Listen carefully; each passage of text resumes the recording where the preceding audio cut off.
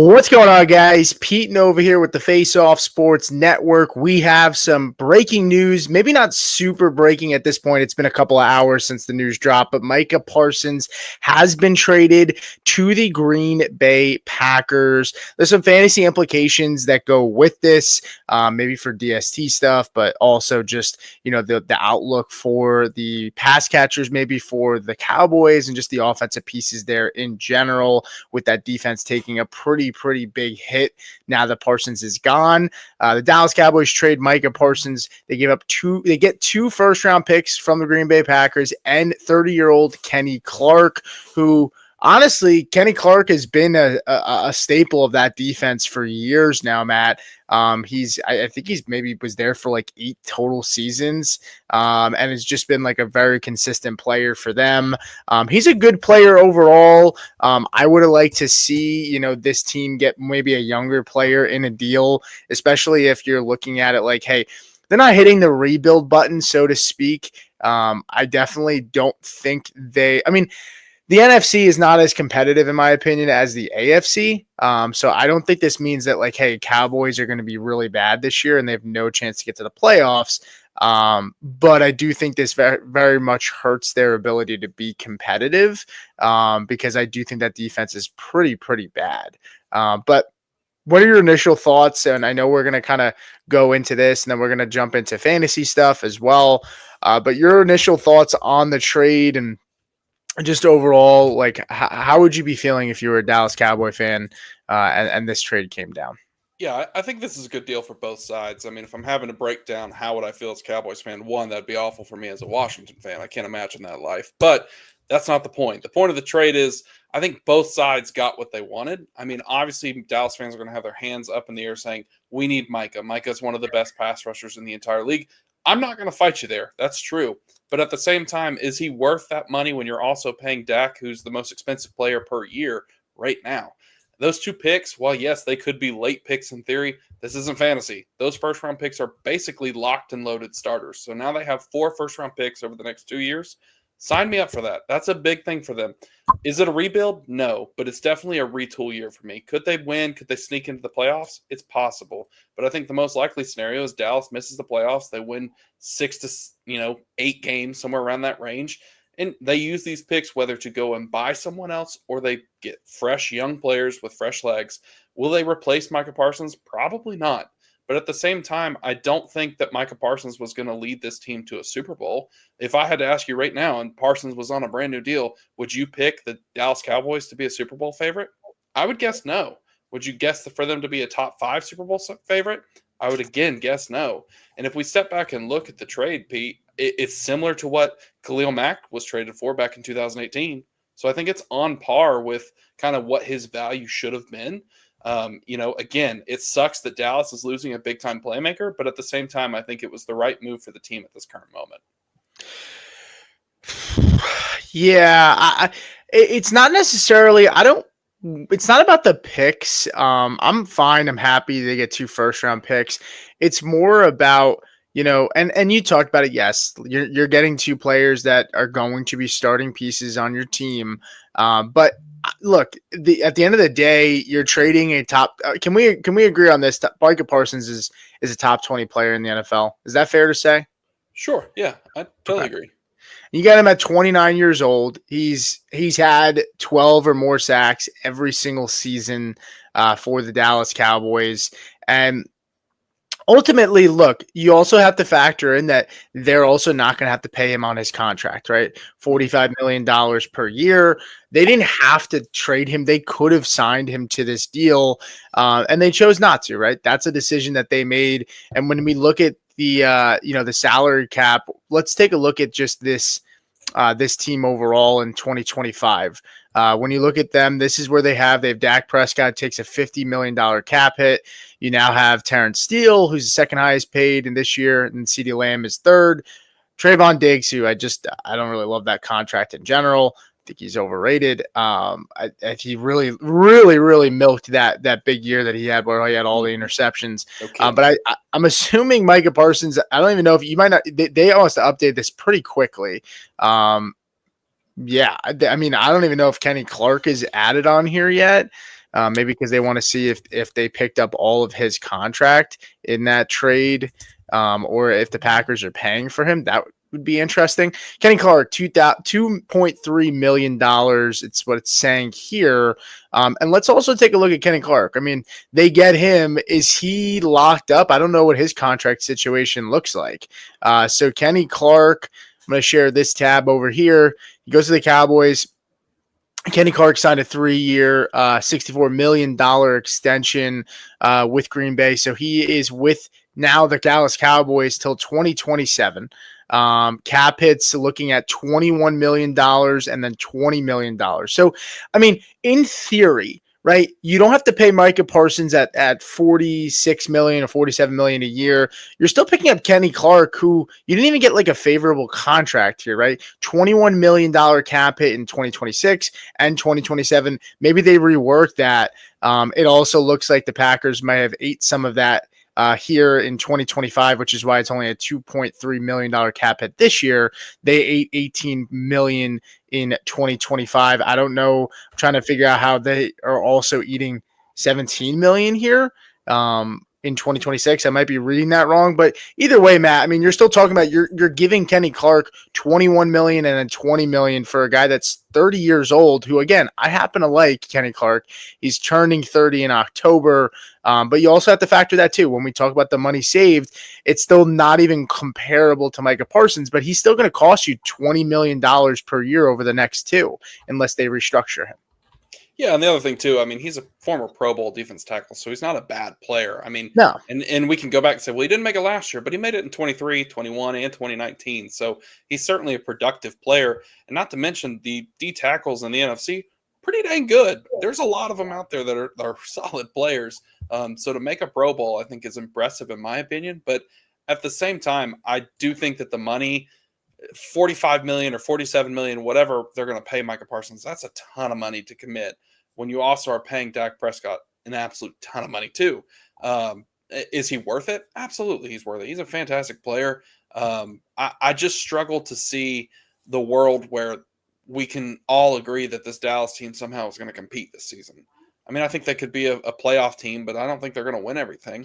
Well, and I think that's part of my issue with the Kenny Clark thing, though, right? I mean, you're getting Kenny Clark, you're going to be paying him $20 million this year and $20 million next year, and then $20 million the following year, and you're not expecting this team to be like they're going to be. I think they're going to be more competitive than people give them credit for. Sure. But I mean, we're not talking about a team that's going to compete for a Super Bowl, and you're getting an aging player here. Maybe you might sit here and say, look, at the end of the day, you know, you need culture, right? And you can't just completely gut a team. And I totally get that too. I think sometimes people are a little bit naive in assuming that, hey, like, you know, like just completely tank and all this stuff. I think the tanking thing is so ridiculous sometimes. Like people sit here and act as if like, you know, like tanking's a real thing outside of like maybe if you have a really established head coach and they put in some younger players towards the end of a season, but like no one's saying that we're tanking before a week 1 has even started.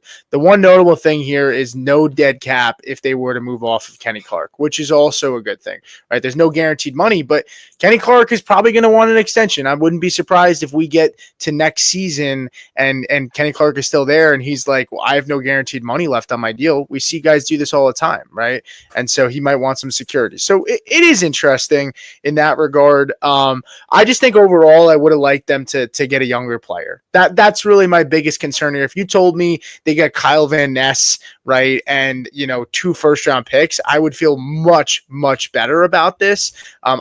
That's really my biggest concern is just they didn't really get a younger player that they could even just a flyer, right? Like even just like I'm trying to look at the Packers roster here, and see like who they would have maybe been able to take off. One of the 7 wide receiver 2s they have on their team. I don't know, somewhere around there. But I also think while you're looking up the roster and trying to find someone, I think it's worth noting too, is it a lock that this Packers team is going to win the North? That's a tough division. I mean, they were 11-6 and they finished 3rd in their division. The Bears got better this offseason. The Lions, yes, they lost Ben Johnson. They're still going to be good. And the Vikings went 14-3. And I think they're just going to be as good as they were last year. So there's a world where Jordan Love does Jordan Love things and things don't work out. I mean, again, what did he do? His playoff wins are against Dallas, the team that imploded each year in the playoffs. Yeah. And Ralph has a fantasy question. We're going to get to you in a second, Ralph. This is what the one thing I just don't agree with this. Coach says they'll be adding 3 starters and losing 1. And he says that, the Commanders traded their best edge and Sweat and still went to the NFC title game. While that's fair, there's a reason that they didn't win, is because defense ultimately wins championships, and that Commanders defense wasn't that good. I'm going to push back a little bit there. Totally agree. Commanders defense, not good. Not pushing back on that. That defensive line struggled, and it's probably going to struggle a little bit again this year. I mean, Sweat is not anywhere near the same caliber player as Micah Parsons. But it's worth noting, if we step back and we look at the 4 teams that were in the championship games last year, which of them had an edge that was in the top 10 in pass rushers? The answer is none of them. None of them. The closest edge was Dante Fowler, who played for Washington, who had 12 or 10 and a half sacks. The success for the defensive line for Philly is that not from the volume of one player, but the volume across the board. It is 4 guys that are good, 2 guys coming off the bench that can rush pass rusher. The Chiefs, defensive tackle, and Chris Jones.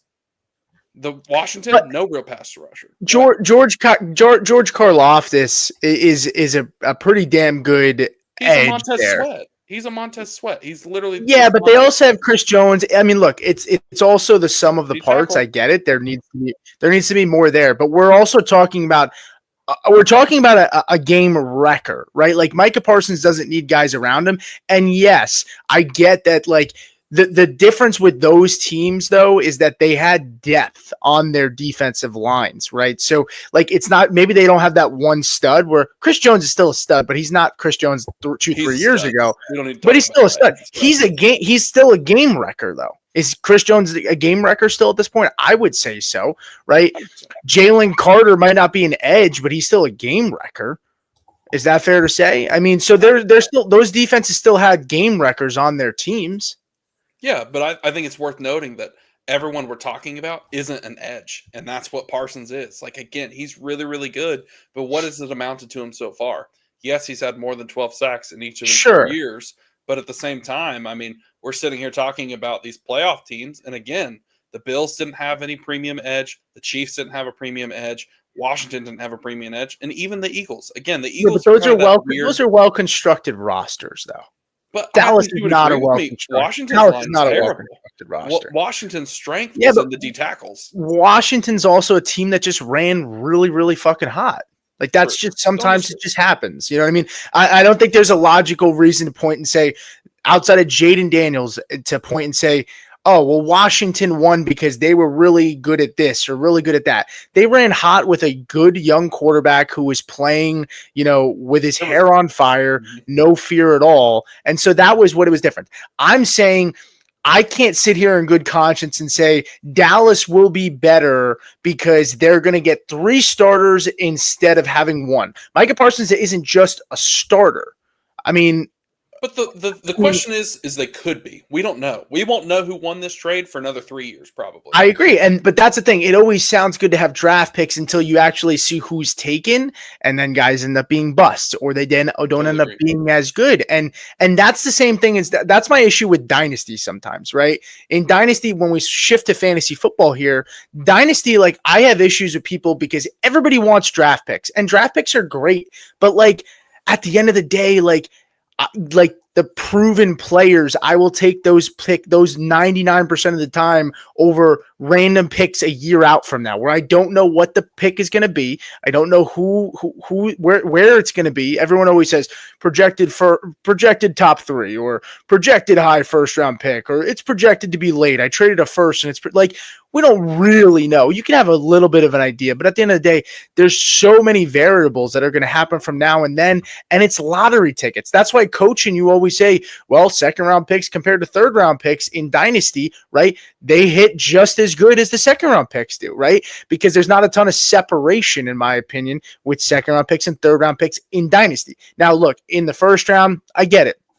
There's more top end talent, but isn't that the same case in Dynasty, right? There's more top end talent. There's more blue chip players. You have Ashton Genty, you have Trevion Henderson, you have Tet, you have Travis Hunter. Those are blue chip players in the top. You're not getting those players at the back. And if you're drafting in Dynasty at the, at the 110, 111, 112, people will sit here and say, Caleb Johnson, take him. And now people are saying, well, fuck, Matthew Golden might have been going at the, in the first pick of the second round, right? Maybe you should have taken him. It might look foolish now already, and the games haven't even been played yet. So like it becomes a little grayer to say, how much better is is pick 25 compared to a high second round pick. Depending on the draft, it might not be that much better. This year alone, there wasn't a ton of separation at the back of the first round to the first 10 to 15 picks in the second round. So like, that's where I struggle, where it's like,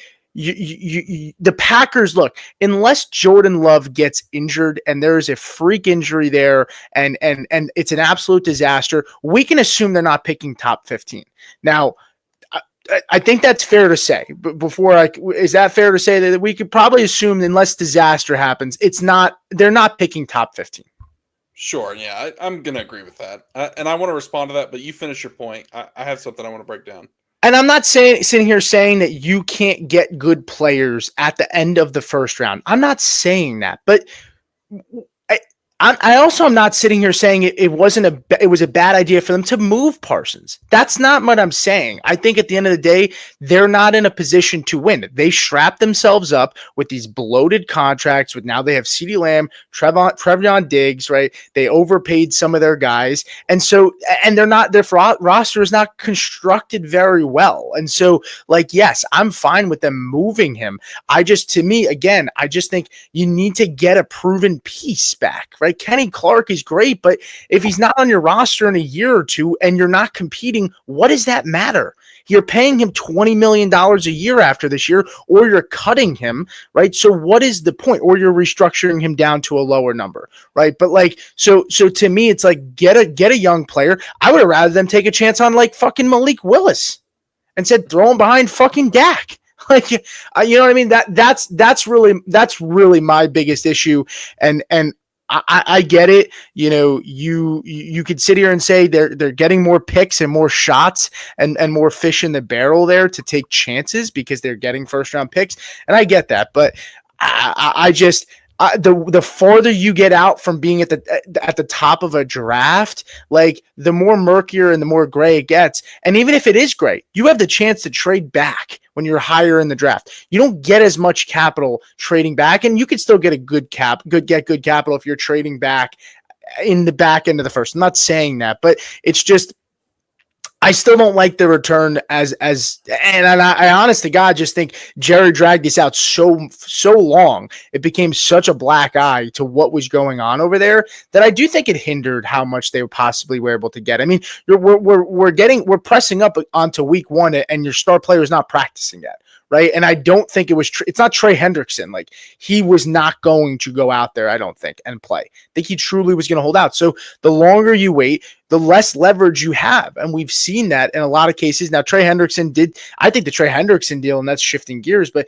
Hendrickson's deal worked out for both sides. He gets 30 plus guaranteed, and he gets to finally leave this disaster of a team if he plays well and get a longer contract like he wants, right? So I think that worked out for both, but I just think that ultimately they dragged it out way too long. Teams have made decisions, right? And ultimately they should have traded him. Like, Jerry knew this was a possibility before free agency even happened, before the NFL draft. Like, trade him around the NFL draft if you truly think this is a possibility. And I get hindsight it's very easy to look on hindsight, but it just feels like Jerry was dug in and this was not going to happen all offseason based on the way he's talking. And so it's like, you should have done it sooner rather than later, even if you could have got a third round pick added on as an extra sweetener. But like, teams know you're pressed up against it now. And so, and it's not like it was a discount. They still paid him $47 million, and they still gave up 2 first-round picks and a good player that's a good piece to the Packers because they're competing. But ultimately, I just think he waited too long on this.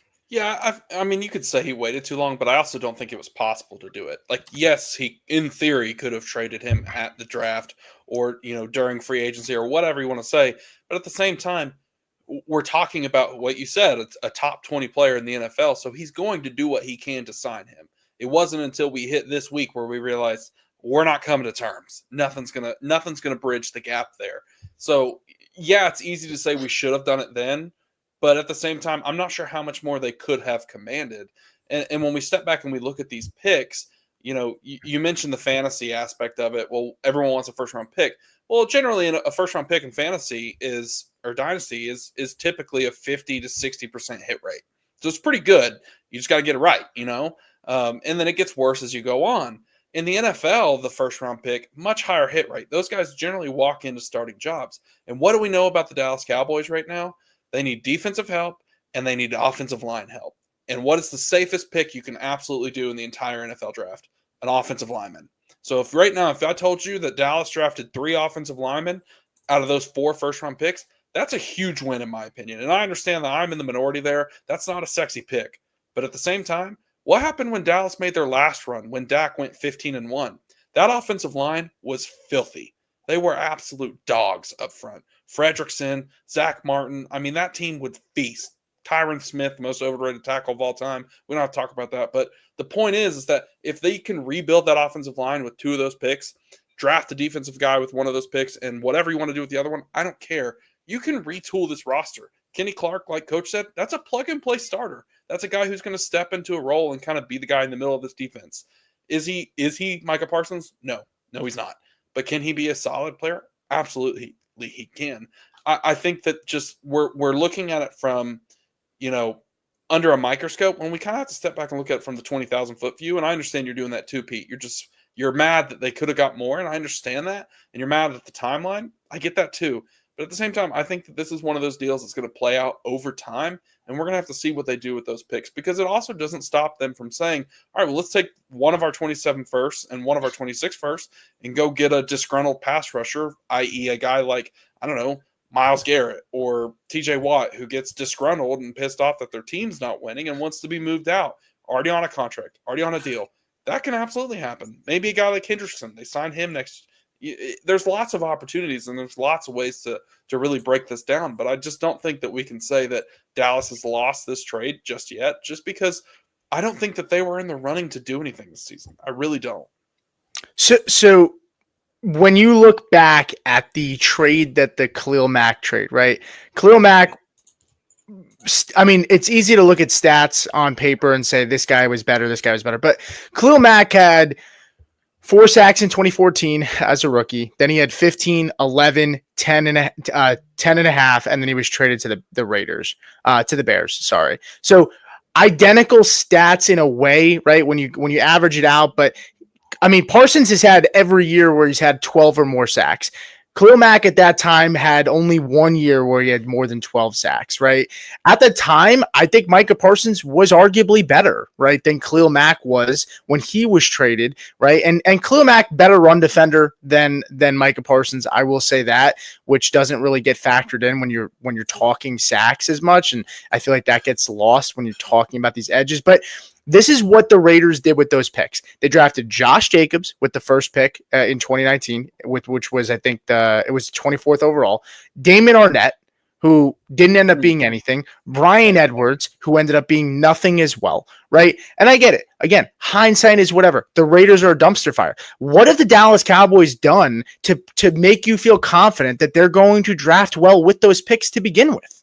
I don't. And I guess you have to have confidence if you're a GM and say, well, like, they have confidence they can make the picks, but either way, again, like, it's just we see these things happen all the time. When the Bears traded the DJ Moore trade and on all those picks, right? Like, a lot of these things it just you look back on a lot of times and the picks don't end up being nearly what the player that they gave up to get the picks was. Let's talk about first round picks then, if that's what we're going to do.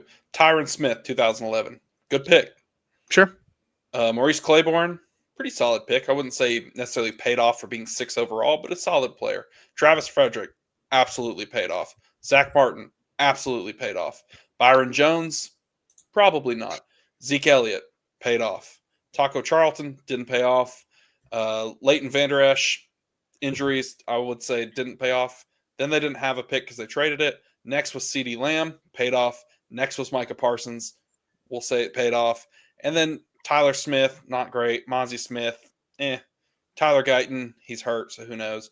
And then this year, Tyler Booker. So I think that it's kind of a hit or miss. Again, you kind of get back to that range of 60 to 50% hit rate, somewhere in that range. But, again, I want to note, offensive line, it hits. It generally does not miss. So if you draft a guy in that range, I like the pick.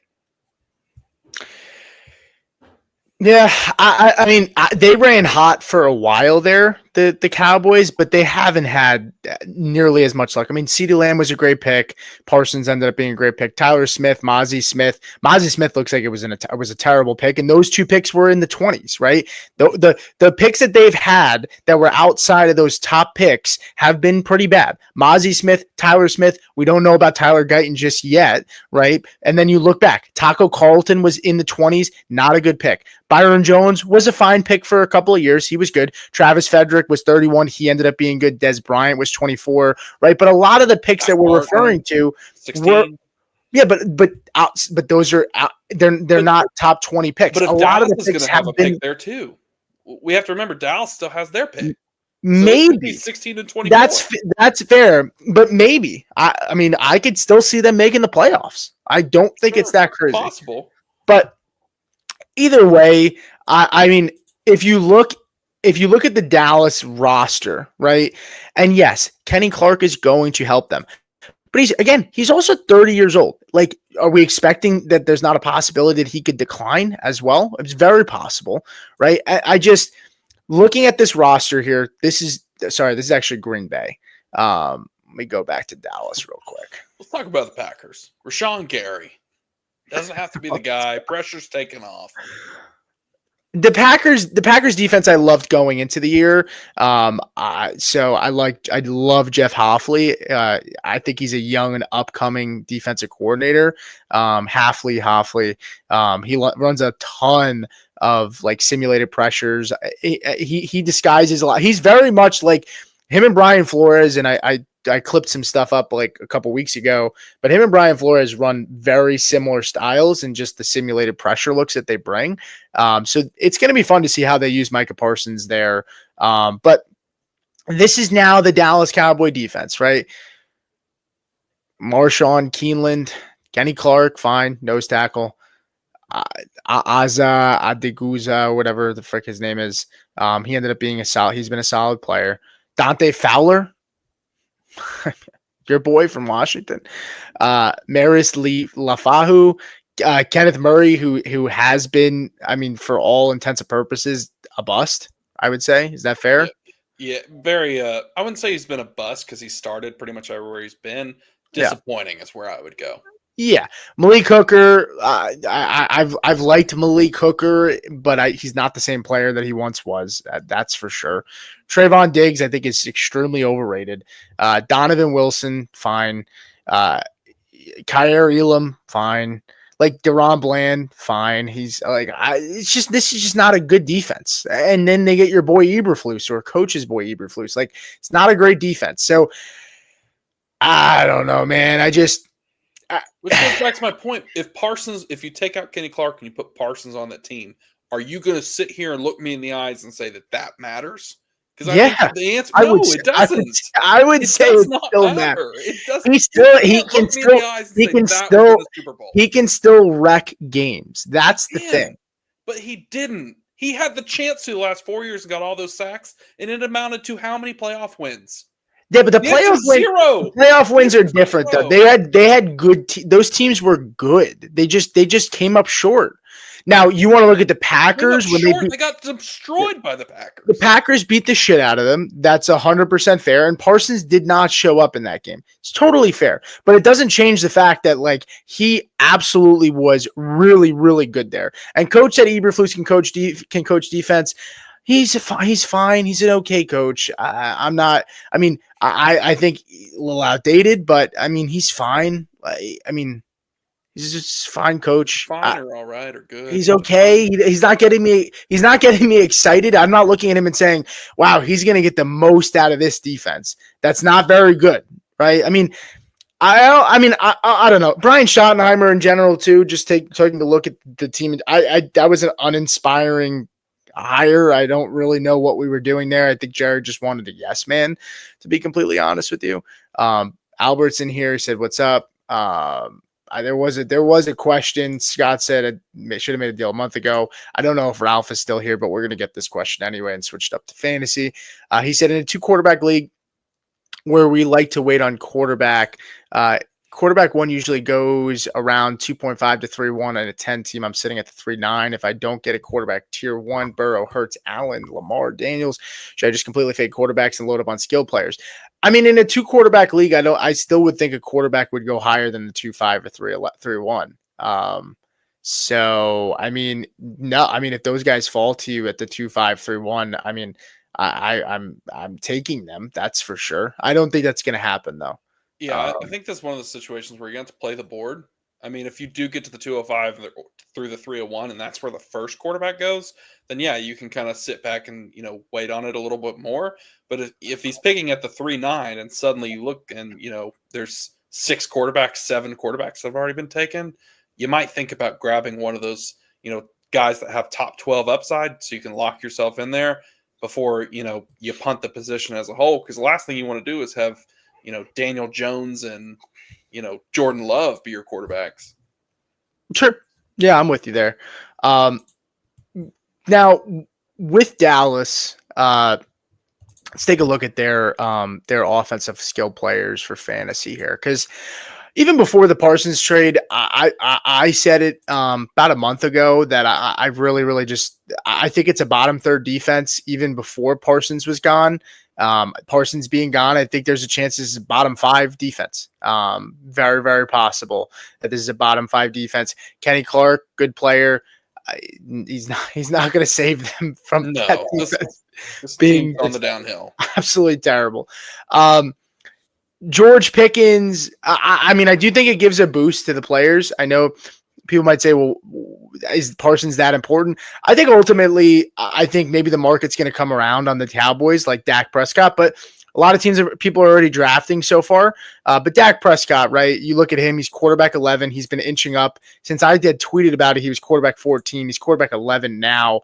I don't think it's absolutely crazy to say I'd rather have Dak over Patrick Mahomes. I'd rather have Dak over Brock Purdy, Kyler. I could even see a world where you're even making the case over Baker and Bo Nix. I truly think Dak has that kind of upside this year with a bad run game. Offensive line's fine. Like, I don't think they're like a bottom unit this year. I think the offensive line's fine. They had some scares with the injuries, but they got lucky on some of those that could have been a lot worse. I think there's a world, Matt, where Dak Prescott, like if you sat here and told me like I have Dak Prescott as my quarterback 6 ahead of Patrick Mahomes, I would be like, okay, fair. Why? But like I could hear an argument for it because I think they're going to throw the football a ton. Yeah, and it's only going to get worse now that this defense is probably going to give up a bunch of points. And, you mentioned where I'm at. I think Dak is the biggest value here on this entire screen. I mean, he's going at quarterback 11. And while you can make a case for maybe Bo Nix and Baker Mayfield are more stable, they're guys that are going to be what they are. Same with Patrick Mahomes. From QB 6 down. So Mahomes, Mayfield, Nix, Murray, Purdy. I think Dak is the only one of that entire group that could finish top 3. Yeah. I don't think anyone else can do that, in my opinion. I think that's fair. Yeah, I think that's fair. And Dak is tied to an elite player in CeeDee Lamb. And they just added George Pickens. Yeah. And they have no run game. And they have no run game. And for what it's worth, like Javonte is going to be solid in the pass protection. So like he might stay in and those George Pickens and CeeDee Lamb and Ferguson can work and Javonte is going to hold up in pass pro, which should help. I'm with you. I mean, Dak Prescott before last year, of course, he got injured, but prior to that, I mean, he was quarterback 3 in 2023. We've seen him get this high up as quarterback 2 in 2019. He's had quarterback finishes of 8, 10, 7, 2, 3, and then he's had some bad quarterback finishes, quarterback 31, 32, but those were the 2 years that he got injured, right? Yeah, outside of that, I mean, 2022, he had a little bit of a lull, but he missed time there too. He only played 12 games.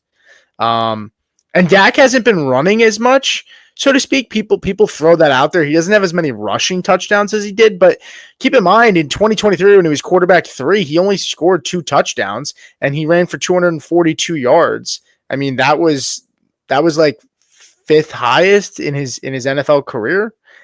So even with the touchdowns, is 6th highest in his NFL career, 6th lowest or whatever. 6th. We'll just say 6th. So that's easier. So I think Dak's a big winner.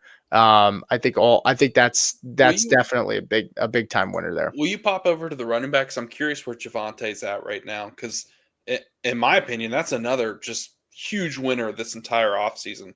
I mean, that running back room, it's not very competitive at all. I mean, obviously, we don't really know what to make of the rookies yet. They could be anything. But at the same time, I think you mentioned the pass pro. He's a known commodity, hasn't really done it, didn't do it in Denver, but he steps into an absolute workload, in my opinion. Yeah, for whatever reason, it seems like Dallas trusts Javonte. And I think a large part of that is the pass protection. I mean, that's why he was on the field for Denver as much as he was last year, even though he wasn't very good, especially running the football. But he blocks his ass off. And honest to God, he's one of the best pass blocking running backs in the NFL. He was one of the best coming out of college. His rookie year and his second season, he was really, really good before he got hurt. And so I haven't clicked on Javonte much. I still prefer Zach Charbonnet. If Charbonnet's gone, I don't mind taking a chance on Javonte. I just think the ceiling's not that high. But I think, again, we have to remember that, especially in managed redraft leagues, sometimes you need some floor plays. And, Javonte gives you a floor. Javonte's going to be a guy that like, if they're in 2-minute drill, he's going to catch those dinks. Dak's going to throw him dump off passes. He's going to run for 5-6 yards, and he's going to catch passes. So the floor gets raised because of that, but the ceiling is just not going to be very high unless he's just a better player than he was last year, another year removed from that injury. And I'd love to see it because I'm rooting for Javonte. It's just that the ceiling is not there. But again, you need value, you need floor picks sometimes in fantasy football. I totally agree with that. I think that a safe play or a floor play, whatever you want to call it, you got to have a guy like that on your roster. But at the same time, when we're looking at the players in this range, isn't it interesting that it's a bunch of handcuffs? Yes. Jordan Mason, Travis Etienne, J.K. Dobbins, Zach Charbonnet. Whoa, Zach Charbonnet. Don't say that. I'm going to say it, but it's just interesting to me that it's all handcuff type players. And then there's Javonte sitting out there possibly being the RB1 on a team that's going to have the ball a crap ton because they're down by 50. Yeah, that's I'm with you. Dramatic, but Well, hey, Austin Eckler there too, though. Yeah, that's because the starters above him at 33. You see right there where it says Jacory. Yeah, that guy's going to finish as a top 24 running back at the end of the season. So. All right, let's get to Jason real quick. Jason said another 2 quarterback league question. Picking from the 105, are you targeting an elite quarterback if available? Lamar, Allen, Burrow, Hurts, or running back / wide receiver? League does not seem to go RB early, half PPR.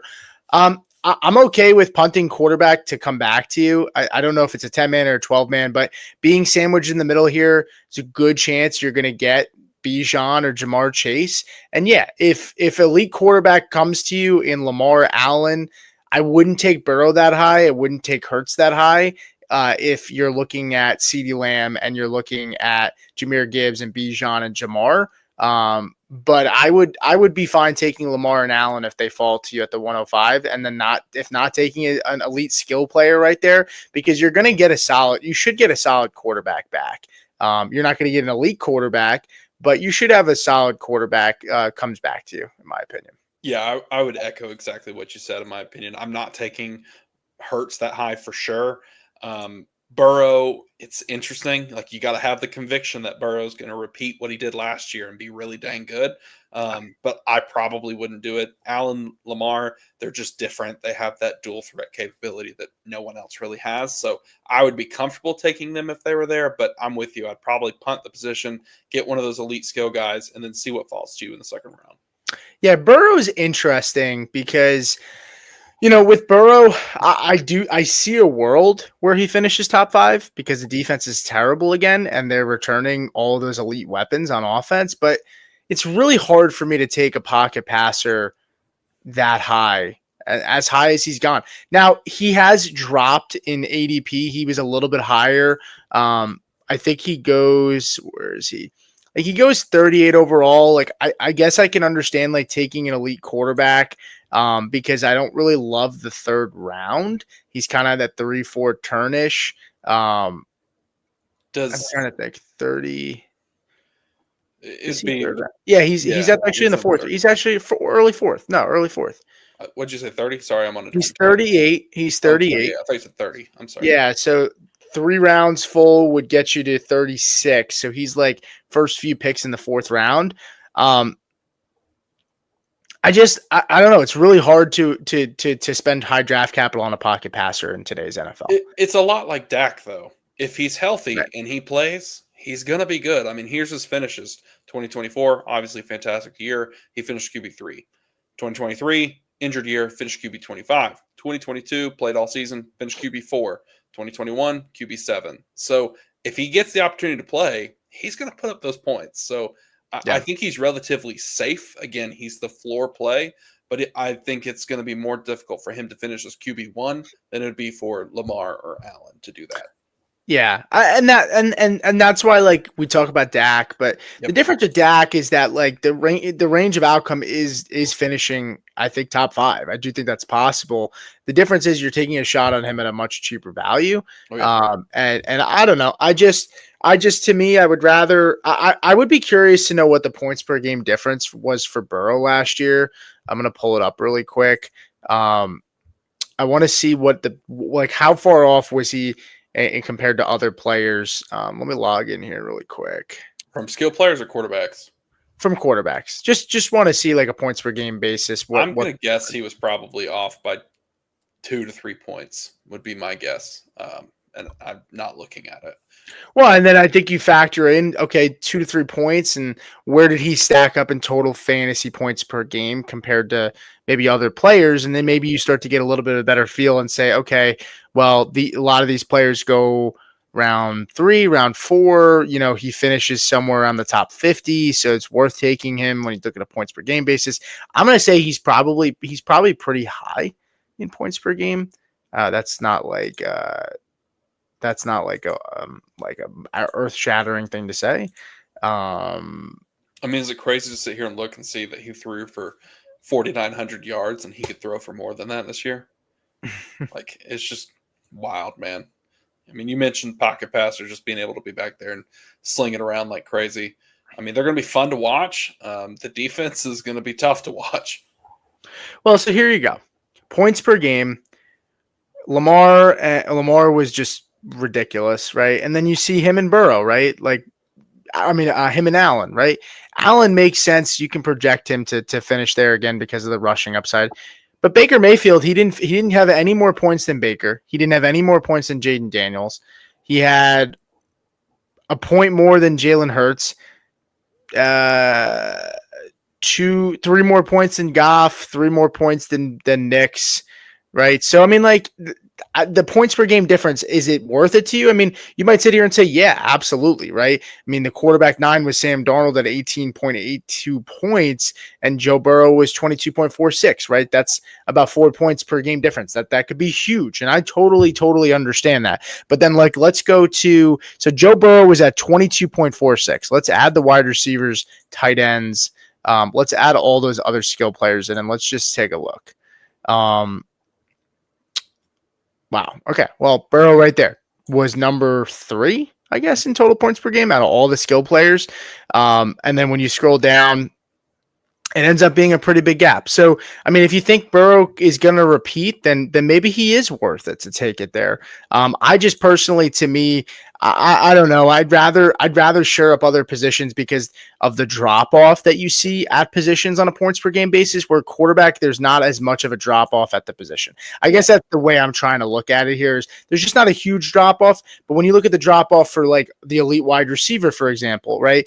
You have Jamar here, and then you start to scroll down, and you start to get to like 16 points in just like the top 12. Right, 16 points off of the elite guys here, and then you start to get even lower and lower. Like I'd rather just shore up, or you might say there's not a ton of separation in points per game, and that's why you take Burrow because. So there's a lot of ways to spin it. You could take stats and try to fit a narrative either way, but I don't know. I think I'd rather just take an elite skill player than bank on a pocket passer doing it again. But that's just me. No, I totally agree with you. I think that the drop off is the biggest thing for me. Because I mean, you mentioned you had your list right there. Brock Purdy was at what 10, and he was only 4 or 5 points difference. Whereas we're talking about the difference between Jamar and Brian Thomas Jr. was 5 points already, and we haven't hit that big of a difference. You can draft Purdy way later, right? And these skill guys, they're going to go. So, and that's the other thing too is if you draft the quarterback. So let's say you do take Burrow, your team is already going to be set behind at one position. So you might be able to get an elite wide receiver and say, well, I got Drake London, so I'm only 3 points away.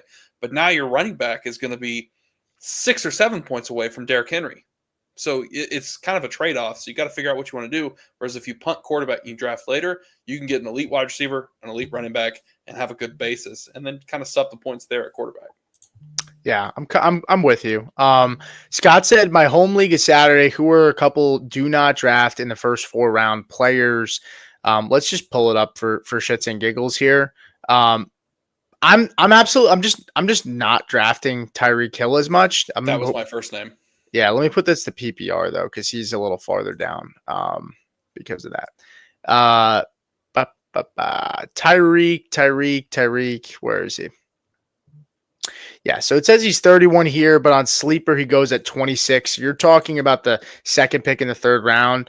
I would much rather JSN over him. I could even flirt with some of the running backs in this range. I also would rather just go elite quarterback. Rather take Jaden Daniels than Tyreek Hill, in my opinion. I totally agree. So we think we agree on Tyreek. For me, James Cook is another one for me. I don't want to take James Cook as the RB13 off the board. He goes off the board on Sleeper at 31. It's not a terrible price at 31. You're talking about, somewhere in the mid 3rd round. I prefer other players around him. I think regression is inevitable. Are you in on James Cook at this price where he's at? I think I'm okay with him. We're talking about RB13. For me, the running back that I would be avoiding is Genty. And I know that's a hot take. We did our video on it before. And Scott's a Raiders fan, man. I'm sorry, Scott. I think he's going to be really good. He's going to be great long term. But, I mean, if you scroll up, Pete, what is he? He's running back 4 or 5, somewhere around there. Hold on 1 second. Yeah, well, you scroll up. No, you're fine. I just think that we're drafting him at his absolute ceiling. Running back 6. And I struggle with that because I like Bijan, I like Saquon, I like Jameer, guaranteed to be better than him. Derrick Henry, probably. I like Bucky over him, A-Chain over him, Josh Jacobs over him. Like there's names out there that I think can finish higher, not to mention the ones that are on the fringe that might be just as productive as Ashton Genty. And I understand that's a hot take, but I just think that if he were to be drafting in like say the middle of the second or the end of the second, that's much better. But we're talking about a 1st round pick. He's 11th overall. That's a really high pick. Yeah, I'm with you. Yeah, I also just think like it's scary to talk about the Raiders and have 2 Raiders in the top 17 picks for an offense that's who's that? Jacoby Myers. Sorry. No, you're good. No, I just think it's tough, right? I feel like one guy is going to burn you, and it's probably likely Genty. I think Bowers very likely scores more than Genty. But again, position scarcity at running back, so I get it. He's safer, yeah. But I mean, you're talking about an offense that Vegas has projected in the bottom 5 in total points this year, and we have 2 of their assets in the top 17 picks. Like that, to me, that's a little scary. I feel comfortable with Bowers, but Genty a little bit concerning for me. I prefer going the wide receivers like Nico and BTJ. Where Genty goes and Drake London. I would much rather those guys. If you're talking about a 14-man league, I understand it. Taking Genty, running backs thin out really quick. I'm okay with taking A-Chain over Genty, who I did have at one point. And then when the injury happened, I bumped him behind him because it's just guys that are drafting and we still didn't have information just yet. But scrolling down a little bit, I got to talk about Terry. I don't know, man. Like, I think I'd rather take Garrett Wilson over Terry, where he's going. I know Well, actually, this is just not right, actually, because Garrett Wilson's 34 on Sleeper, but he's listed at 42 because I guess on the other apps, maybe Consensus has him there. But I was gonna say, there's no way I'm taking. I don't know, man. People are fading Garrett Wilson right now. I have seen in 2 separate leagues Emeka Egbuka be traded for Garrett Wilson. Yeah. And that just blows my mind. So I think we're kind of fading Garrett Wilson. I understand Justin Fields not a great quarterback, not going to defend him there. But I'm with you on the Terry play. I love him to death. I'm a Washington fan, but this just draft pick feels way too scary for me. And another one too that I don't love is Mike Evans. And I know that's kind of a hot take, but I don't love the price of Mike Evans, and I find myself never clicking his name when I have the opportunity. Yeah, I don't have much Mike Evans. I don't have much Mike Evans. Sam Laporta is another one. I mean, I don't want to touch Sam Laporta. I'd much rather take TJ Hawkinson, who goes, 15 spots later. I'd rather Hawkinson. And I pulled it last night on our live. Hawkinson ended the season with 6 straight double-digit games and had 7 out of his last 8 games in double digits. So yeah, I love the play there. I mean, Hawkinson, Thielen's there. It's great. But J.J. McCarthy, tight end position, I think it's going to be, there was somebody who tried to debunk that, like, the tight end is not the safety blanket anymore. It's not a real thing. Tight end's not a safety blanket for the quarterback and stuff. I just nerds, man. It depends on your offense, though. I mean, it's just nerds talk. Is Dalton Schultz the safety blanket for CJ Stroud? Depends. No, yeah, but it depends on the offense. Is Brock Bowers the safety blanket in Vegas? Oh yeah, he's more than a safety blanket. Exactly. Yeah. So it just kind of depends on who we're talking about. I mean, you could flip it to the Jags. Was Evan Ingram the safety blanket of Trevor Lawrence? Absolutely, he was. There's no way around it. Yeah, I mean, and Jordan Addison going to be suspended for the first couple of games. I think Hawkinson's is a smash. I think he's a smash this year. If you're gonna spend up on tight end, I don't want to take Laporta. I generally don't want to spend up on tight ends at all. I got to be honest with you too. I still can't get behind Worthy, man. I know people love him. I know Rice is gone for 6 games. I'm still not there. Just still not there. And I could be completely wrong about Worthy. I totally get it.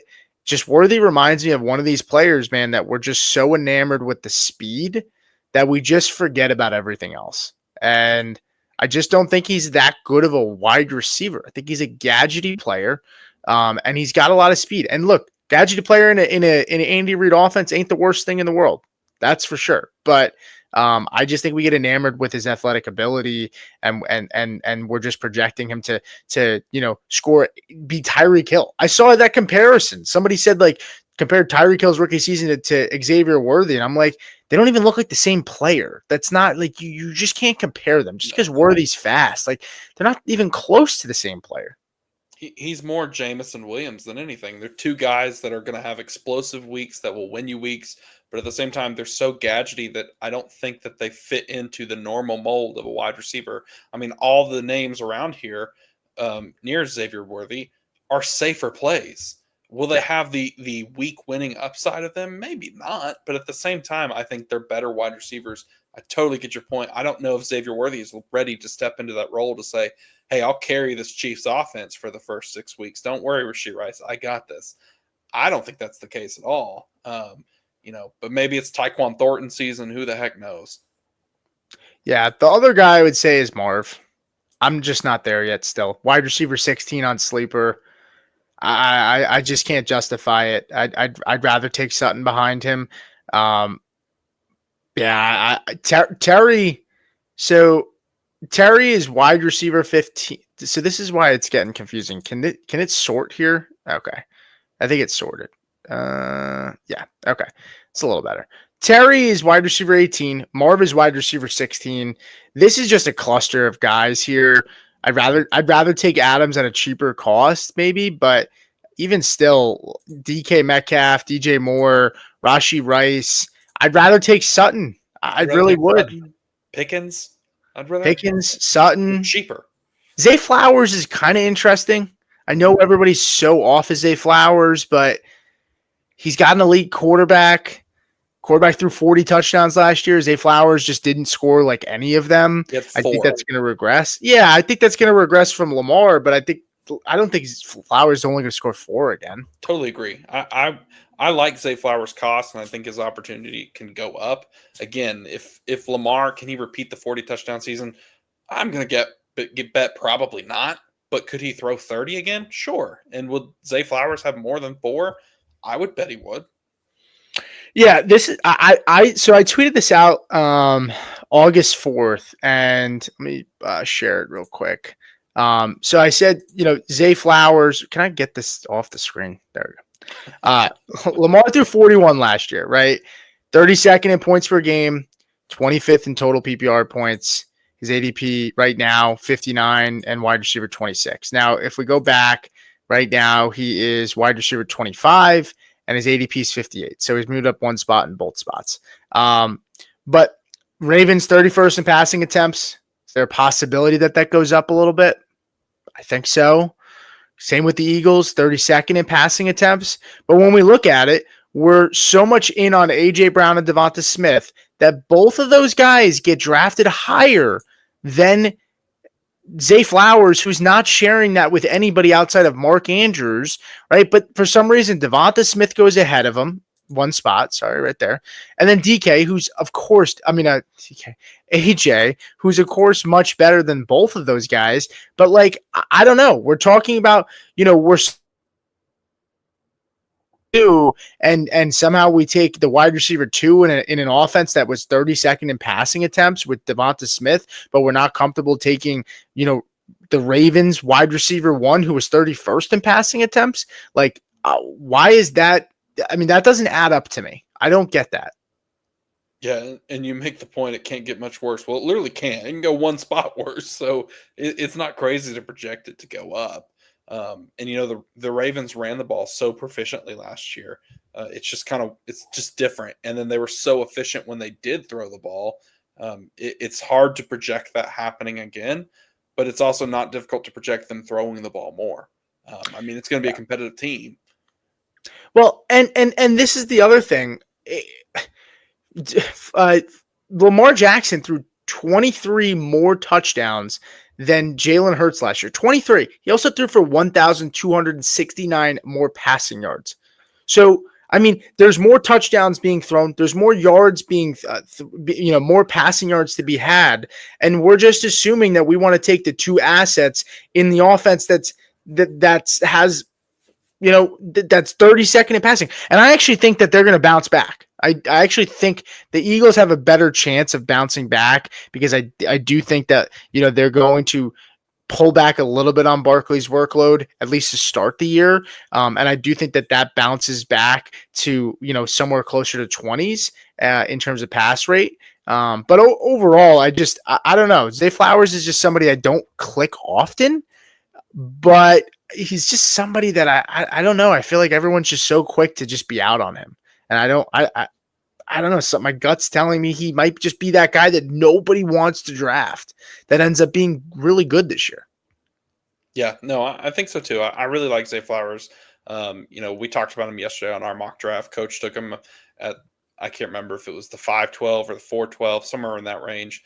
And I love the pick. I really do. I think he's a guy that has, safe wide receiver 2 upside, possible wide receiver 1. Like, I think it'd be a late wide receiver 1 if he had some sort of great year. Let's say he got, 10 touchdowns, 1,200 yards and 100 catches. But at the same time, I think that we're fading him a little bit too much. And you mentioned this Eagles offense in the passing game. It's also not in Hurts' DNA. Like, he's an okay passer. He played lights out in the Super Bowl, to his credit. He played fantastic in that game. But over the course of the season, he's not necessarily shown to be some sort of truly gifted passer where he's going to change the game. It's his legs, it's that run game, it's that offensive line that have really helped the Eagles go forward. Yeah, and let's take one more look here at Flowers last year. 74 receptions, 116 targets, played all 17 games, played 16 the year before, so missed one game. Look, he's never been a guy that scores a lot of touchdowns, at least in the first 2 seasons. And when you look at the average points per game, we talked about it in the beginning, he's not there yet. But I just something tells me that, if we take a look and we maybe assume that there's a possibility that, some of those touchdowns go his way and some of those looks go his way. I mean, it's not like they added anybody spectacular. I know a lot of people are on Rashad Bateman and think that he's the better pick in that offense. I'm not really there yet. No. But I mean, explosive rating number 4 in the NFL. So he's a big player. Target separation number 9th. Now I'm just kind of taking a look at just to see what stats he was good in last year, which is cherry picking, of course, but that's what we do. The receiving yards, let's look there. Only just over 1,059. That could easily be 1,200. And you pair that with, a couple extra touchdowns, that's going to drastically change his points per game. And it's going to shoot him up that list. What did we just talk about? The guy that was 12th on that list was at 16 points per game, and he had 12. So if he goes up to 14, 15, now we're talking about him being in the top 20. Well, and you look at target share, 25th, 25.7, right? So 18th in the top 20 in target share. Target rate's solid at 25.6%. So, yeah, I mean, routes run just were not high because they just didn't pass the ball a ton. If there's a possibility that they bounce back and they throw the football even just a little bit more here, right?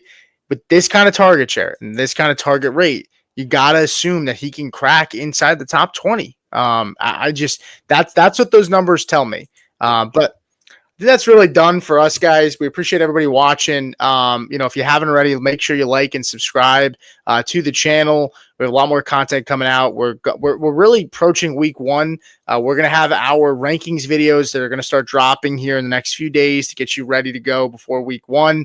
I think our running back rankings video, Matt's going to be doing that. It's going to drop on Monday. Hoff's doing his kicker videos. That's going to drop in the next few days here. We also have our wide receiver rankings. That's going to drop. That's being recorded on Sunday by Cody, and I think that's going to drop either Sunday night or Monday morning. And then our tight ends rankings video as well should come out sometime early next week.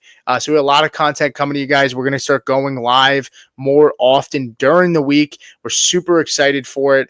We appreciate you guys watching and sticking with us, and I'll see you guys next time.